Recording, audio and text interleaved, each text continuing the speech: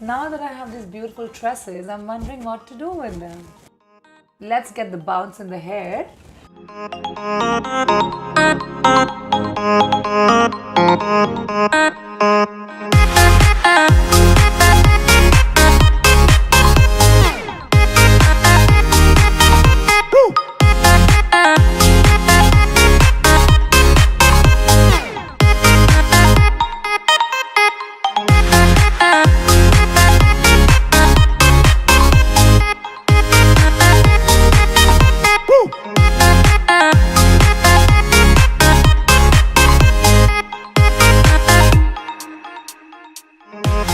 Thank you Diva Divine for making my Diwali so beautiful this year.